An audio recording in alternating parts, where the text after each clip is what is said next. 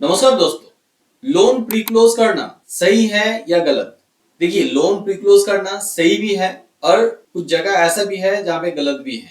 अब कहाँ पे सही है, क्यों सही है और कहाँ पे गलत है, क्यों गलत है, इस वीडियो में मैं बताएंगे।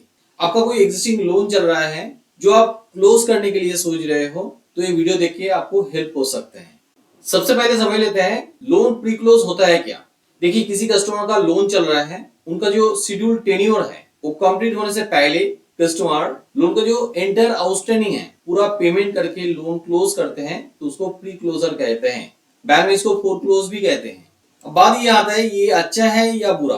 देखिए, ये डिपेंड करते हैं delicate balance of interest rates, opportunity cost and life stages. इसको मैं आगे और भी डिटेल में बताएंगे। सबसे पहले डिस्कस करते हैं लोन प्री क्लोज करने में क्या अच्छा होता है। Substantial interest saving.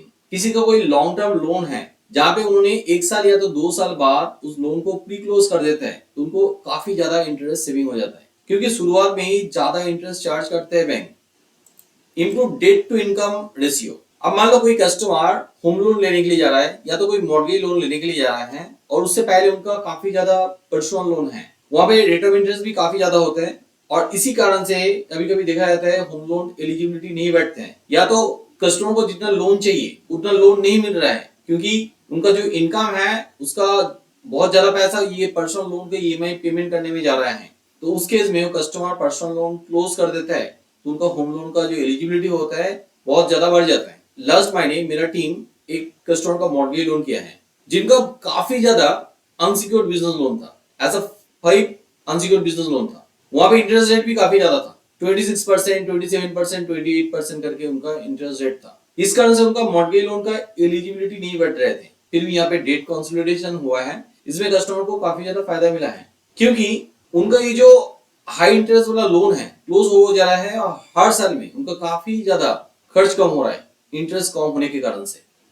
Psychological relief. अब इसका कोई कंपैरिजन नहीं हो सकता है। देखिए, किसी भी कस्टमर का हो, उनका लोन चल रहा है, कोई लॉन्ग टर्म लोन रहे और वो प्री क्लोज कर देते हैं, तो उनको एक साइकोलॉजिकल रिलीफ मिल जाता है। अब मेरे केस में कहोगे तो मैं भी इसमें एकदम सहमत हूँ, क्योंकि कभी भी मेरा लोन क्लोज हो जाता है तो बहुत ज्यादा रिलीफ मिलता है। नहीं तो हर महीने का ईएमआई का टेंशन रहता है, एक लोन भी रहते हैं तो भी वहां पे ट्रेस हो जाता है, और किसी का बहुत ज्यादा ऐसा लोन की ईएमआई रहता है तो उनका ट्रेस लेवल और भी ज्यादा हो सकते हैं। तो इस चीज का कोई भी कंपैरिजन नहीं हो सकते हैं। देखिए, लोन प्री क्लोज करने में स्ट्रेस जरूर रिलीव हो जाता है, मगर हमेशा सही डिसीजन नहीं होता है। लोन प्री क्लोज करोगे तो कुछ जगह में आपको खराब भी हो सकता है। जैसे कि आप कोई जगह में पर्सनल लोन लिया है, जैसे कि कोई नॉन बैंकिंग फाइनेंस कंपनी से, वहां पे फोर क्लोजर चार्जेस काफी ज्यादा हो जाता है। 5%, 6% तक किसी किसी non banking finance company charges ले लेता है। पहले तो 6 महीने से लेकर 1 साल तक बंद नहीं करना देते हैं, और 1 साल बाद बंद करोगे तो वहां पे काफी ज्यादा आपका पेनल्टी चार्जेस देना पड़ेगा। तो आप पहले देख लो, पेनल्टी चार्जेस कम रहे तो वहां पे आप फोरक्लोज जरूर कर सकते हो, नहीं तो और 1 साल रुक जाओ, उसके बाद ही क्लोज करो, नहीं तो आपको काफी ज्यादा नुकसान लग सकते हैं। दूसरा, इम्पैक्ट ऑन सिविल स्कोर। आपका कोई लॉन्ग टर्म लोन चल रहा है तो वहां पे अब उस लोन को क्लोज कर दोगे तो आगे आपको क्रेडिट स्कोर और भी इंप्रूवमेंट हो सकता था।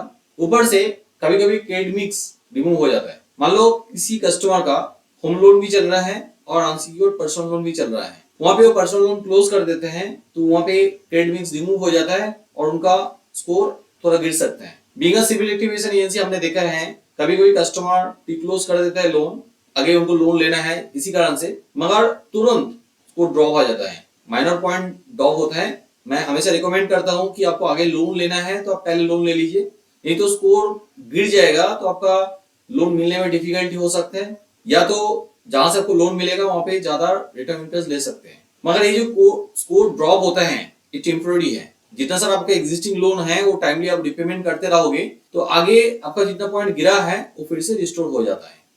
Liquidity strain. ऐसा होता है कि कुछ कस्टमर्स का लोन चलता है और उनका कोई तुरंत फंड मिल जाए तो वो सोचता है भाई लोन को क्लोज कर दें, टेंशन रिलीव करे, मगर उनके पास कोई इमरजेंसी फंड भी नहीं है, या तो ऐसे भी हो सकते हैं उनका कोई इमरजेंसी फंड से उन्होंने उस लोन को प्री क्लोज कर दिया है, मगर लोन क्लोज करने के बाद उनको कोई इमरजेंसी चला है तो उस टाइम पे उनको डिफिकल्टी हो सकते हैं, फाइनेंशियल क्राइसिस में आ सकते हैं, और तुरंत उन्होंने कोई लोन लेना चाहेगा तो रेट ऑफ इंटरेस्ट काफी ज्यादा हो सकते हैं, इसमें ऊपर से लॉस ही लग जाता है। अब एक स्मार्ट फंड मैनेजर है, खुद का फंड अच्छा से मैनेज करना चाहते हो तो जरूर इमरजेंसी फंड रखिए।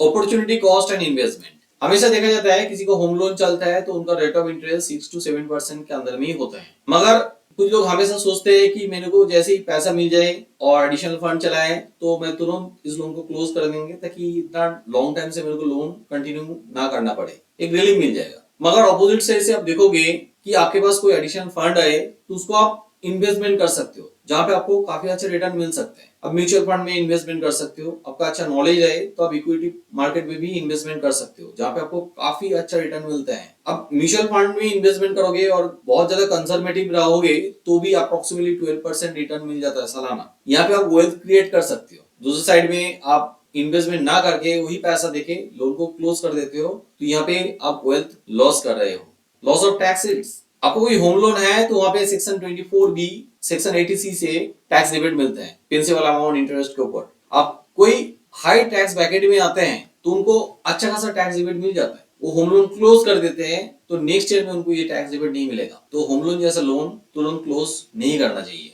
आपका कोई पर्सनल लोन्स है तो ये हमेशा एडवाइजेबल है उसको प्री क्लोज करना, क्योंकि ज्यादातर केसेस में पर्सनल लोन का रेट ऑफ इंटरेस्ट हाई होता है, 18% से लेकर 20% लग जाता है। और कोई नॉन बैंकिंग फाइनेंस कंपनी होता है तो वहाँ पे 25% से भी ज्यादा ले लेते हैं। यहाँ पे जितना जल्दी हो सके क्लोज कीजिए, आप काफी ज्यादा इंटरेस्ट सेविंग कर सकते हो। मगर एक चीज जरूर ध्यान में रखें, शुरुआत में 1 साल तो लोग क्लोज करने नहीं देते, 6 महीने से लेकर 1 साल, और उसके बाद भी क्लोज करते हो तो प्री क्लोजर चार्जेस देते हैं। तो आप एक बार पहले कैलकुलेट कर लीजिए आपको कितना बेनिफिट हो रहा है या तो लॉस लग रहा है, तो उसके बेसिस में आप पर्सनल लोन को जितना जल्दी हो सके क्लोज कर दीजिए, आपके पास कोई फंड आ जाए तो। क्रेडिट कार्ड डेट कुछ सोचिए मत, जितना जल्दी हो सके इसको पेमेंट कर दीजिए, क्योंकि यहाँ पे रेट ऑफ इंटरेस्ट काफी ज्यादा होता है 36% लेके 45%। अब किसी ईयर में आपको इन्वेस्टमेंट भी रहे तो इतना ज्यादा रिटर्न मिलना बहुत ही मुश्किल है। तो आप आंखें बंद करके कोई ऐसा डेट रहे तो पहले क्लोज कर दीजिए। लोन टेन्योर बहुत ही इंपॉर्टेंट है। मान लो कोई आपका लॉन्ग टर्म लोन चल रहा है और शुरुआत में आप इसको क्लोज कर देते हो तो यहाँ पे काफी ज्यादा इंटरेस्ट सेविंग हो जाता है। मगर मान लो कोई 10 साल का लोन है आपका और 2 साल बचे हैं, आपने 8 साल पेमेंट कर दिया है ऑलरेडी, तो यहाँ पे ज्यादा कुछ बेनिफिट नहीं मिलता है, क्योंकि जो लास्ट टेन्योर रहते हैं वहां पे प्रिंसिपल पोर्शन ज्यादा होता है और इंटरेस्ट बहुत ही कम होता है। तो ऐसा लोन ना भी क्लोज करे तो भी उतना ज्यादा कुछ नुकसान नहीं है। तो ये आप देख लीजिए आपका लोन इनिशियल स्टेज में है कि एंड स्टेज में है। हमेशा लोन क्लोज करना है तो आपको शुरुआत में ही प्री क्लोज करना अच्छा रहेगा। उम्मीद रखता हूँ वीडियो आपका पसंद आया है। वीडियो का किसी भी जगह में कोई डाउट रह गया है तो आप जरूर नीचे कमेंट करके बताइए। किसी जगह में आप सहमत नहीं है मेरे साथ तो भी आप जरूर बता सकते हो। आपको कोई लोन्स का रिक्वायरमेंट है, लोन्स का एडवाइस चाहिए तो आप हमें भी कांटेक्ट कर सकते हो। हम लोग लोन्स का काम करते हैं पूरा इंडिया में, जितना सारा सिटीज है वहाँ पे हम लोग लोन्स प्रोवाइड करते हैं, चाहे वो अनसिक्योर्ड लोन हो, मॉर्गेज लोन हो, हर टाइप का लोन्स के लिए हम लोग काम करते हैं। हमारा हेल्पलाइन नंबर नीचे डिस्क्रिप्शन में दिया हुआ है, इस नंबर पे जरूर कांटेक्ट कर सकते हो। ये नंबर मंडे से लेके सैटरडे तक ओपन रहते हैं, सुबह 10 बजे से लेके शाम को 7 बजे। आप कभी भी कांटेक्ट कर सकते हो। मेरे वीडियो अच्छा लगे तो जरूर लाइक कीजिए।